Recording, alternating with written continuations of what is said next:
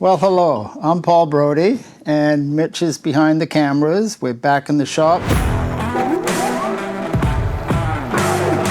I got a crown made, and I had some fork blades. These were leftover blades, and that's what I started with.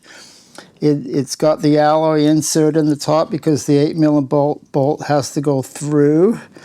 It's got U-brake bosses, and because it was a paint mask, I drill holes in each leg so that when I held something on this boss, when I spray painted it, can either sit on the rack or I can hang it upside down from the hook. So what I've done, I took all the paint off. I knocked out the inserts. These are the inserts. That's what they look like. You can see how it's hollowed out a little bit there, but it needs to be unhollowed in the middle section so I could drill a hole from the side. So I knocked those out. And then on the bottom where the holes were, I made an insert. It's a tube. I pressed it in on the arbor press. We're going to see that happen soon. And then I filled up. And these are the new inserts. They're basically the same, a lot the same, but they're hollow right through. And on the very end, I did a little counter bore. Look at that, a dime fits right in there. Very, very handy. Okay, so the first thing we're going to do is a little bit of grease on the side here, and then we'll go to the arbor press and we'll press these in. And then what we can do is to miter the end of it, because it's going to get the dropout. That's what the dropout looks like. This is the one off the WOZNOT. This is the actual fork. And we're making a set of dropouts out of this. Can you see how the shape is the same? That's gonna be that side. There's a left and a right. So we need to machine this down, hacksaw, belt sand. Okay, this is next. What I want to show you is that if you don't have a special fixture like this, I'll show you in a moment, I can't use the arbor press because there's nothing here that this is going to rest on. So years ago, made up this. You see what it is? It's a tube. It's mostly got a closed end here. It's brazed. And then this sits like that. And the tube goes in. And now I can use the arbor press. There we go. And we'll do the second one. That's probably about size on size, something like that. I made these, I call these internal lugs. I made them the same size as the ones that came out. And I got a bit of lube on there, a bit of grease. But when I knocked them out, they were in there. You know, they'd been in there for, I don't know, 30 years, something like that. Okay, that worked well. Here's the setup. I've got the fork blade held in the V blocks. A stop here so that when I put in the second one, it goes to exactly the same position. Got a 3-inch hole saw because the dropout needs a 3-inch hole saw.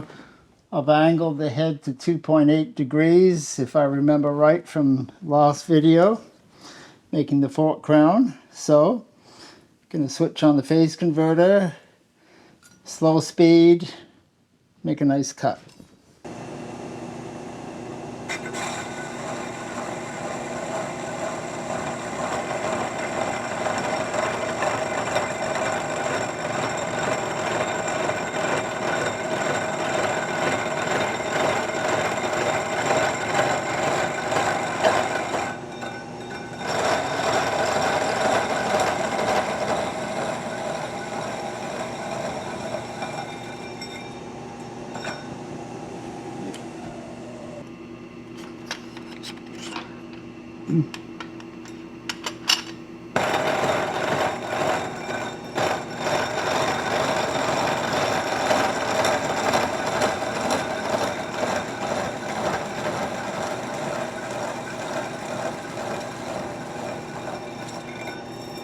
I figure it's about 80 thou. So we're going to machine this down to 80 thou, and then we cut it off.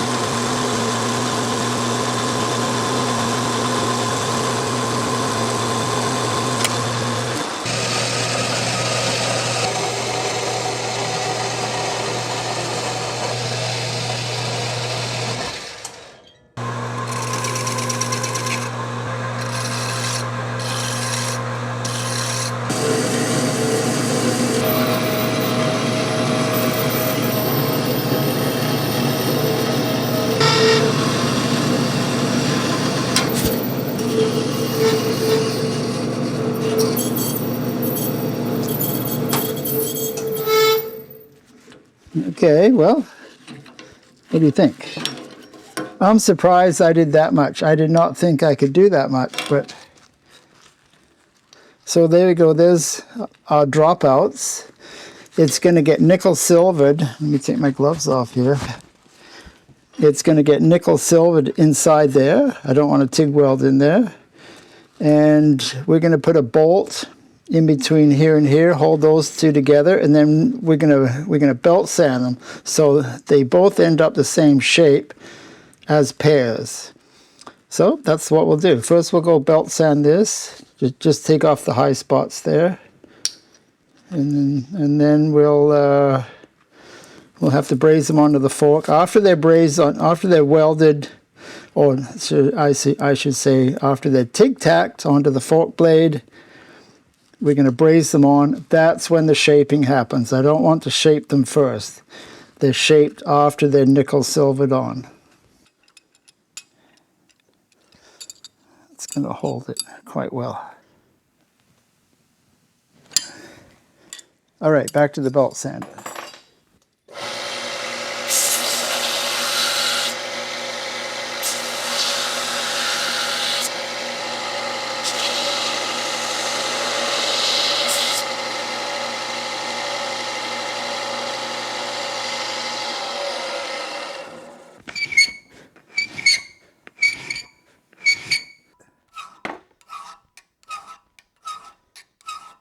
Okay, so we'll take it apart now, take off the burrs, and then we'll see how it fits onto the fork blades. What we have to do is assemble the fork.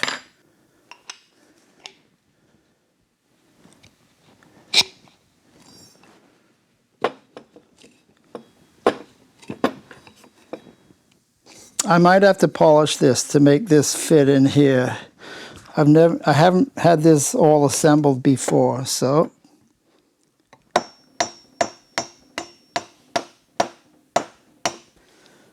now we orient the fork legs and we get them into position so that the top is flush with the crown. This one's good. This is going together quite nicely. It's all about a good fit. If it's not a good fit, that must be someone else's fork. A little bit of anti-seize on these threads here so it doesn't bind.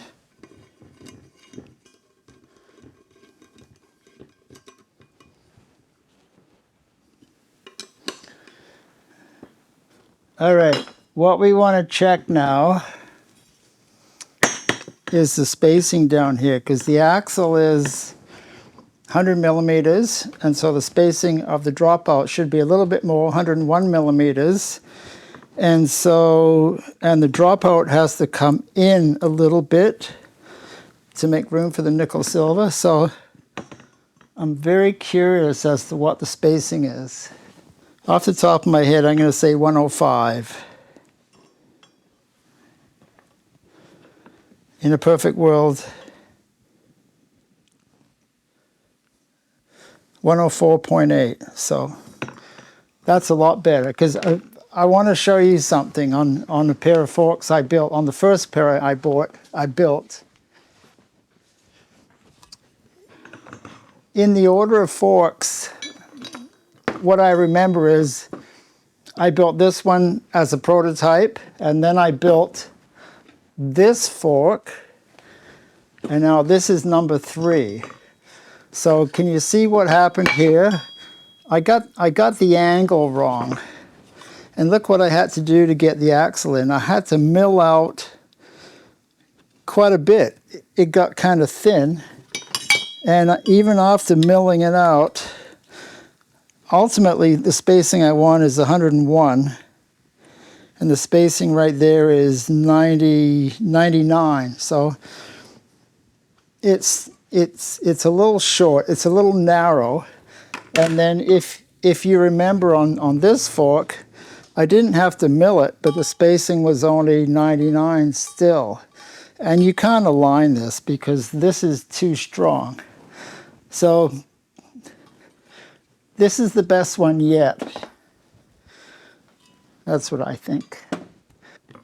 So what we do now is to take this fixture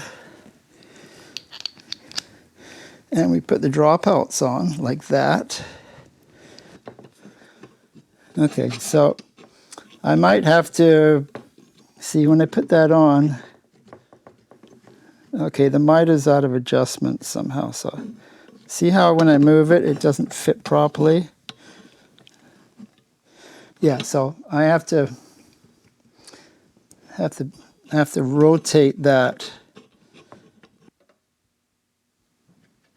I can move it. It's just not easy.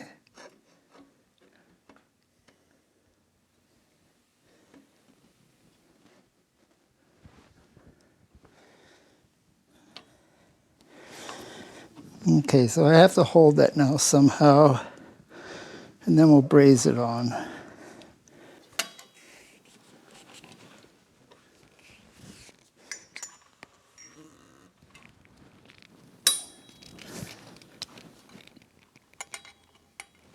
Okay. How about that?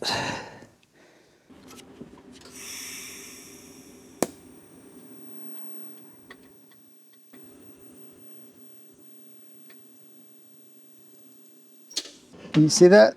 There you go. All right, we're going to go to over to the brazing station now. I'm gonna nickel silver around. I'll nickel silver inside the dropout where the two pieces join, and then we'll put on the U-brake bosses. Leave the sanding for the very end.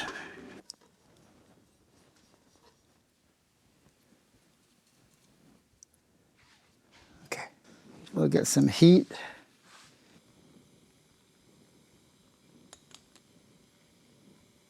A nice little bead. No sanding.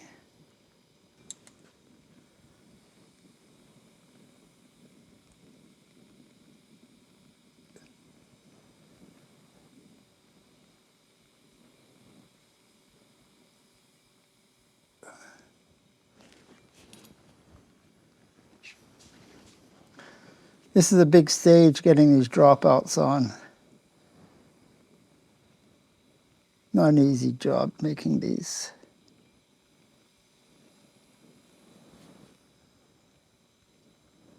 I think a fork like this would be very hard to make money if you went into production with it. And that's why the Unicron was so successful for a lot of the bike makers, because it was easy to make. That's a part of manufacturing. You don't want to spend too much time doing one thing.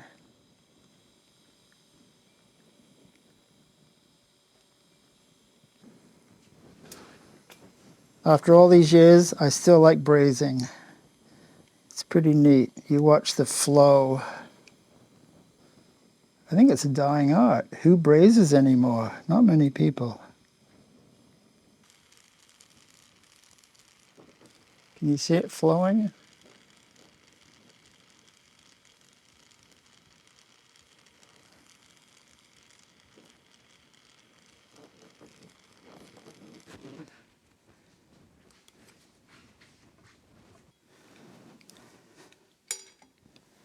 Give it a twist.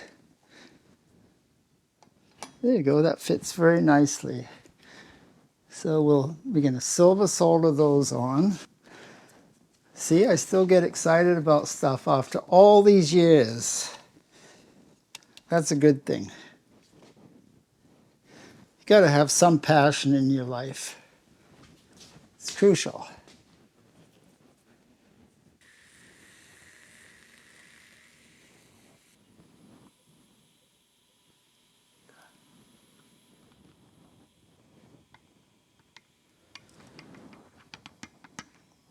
Doesn't want to flow right there for some reason.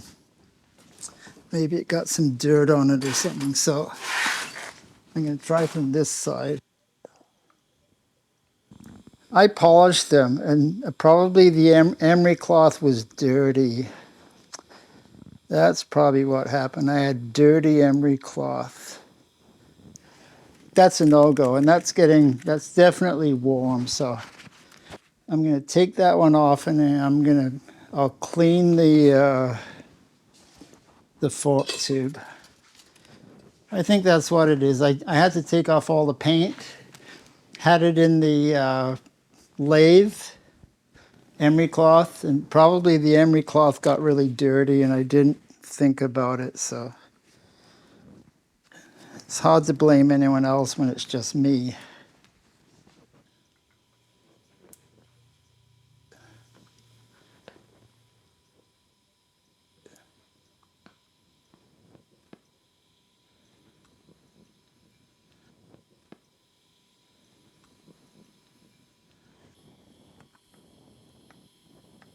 I guess it got up to temperature and it flowed.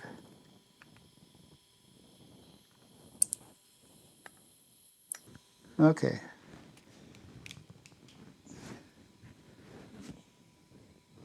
That looks okay. This one, not happy with it all. So this one has to come off. Actually, let's do that now. Let's just knock it off and I'll put it on later.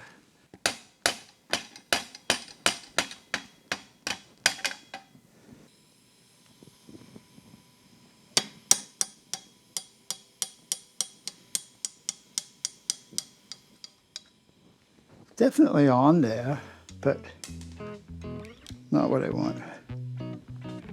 Okay, that didn't go so well, and I know it was my fault because I polished the tube with emery cloth that was not clean. And I know about that, but I forgot. So what I'll do after this is to sand it off. I'll clean the boss, I'll put it back on, and then I'll use the belt sander outside. I'll shape the dropouts, and then it'll be done. I will show you next time, because on the next video we're going to do the evolution of the gator blade fork, and you'll see how went through several variations to end up with the final product. If you like these videos and you want to see the extended version, if you become a member of our coffee club, $4 a month, then you get the long version. It gets sent to your email. Thanks for watching. I wish you have a great week, and see you next time.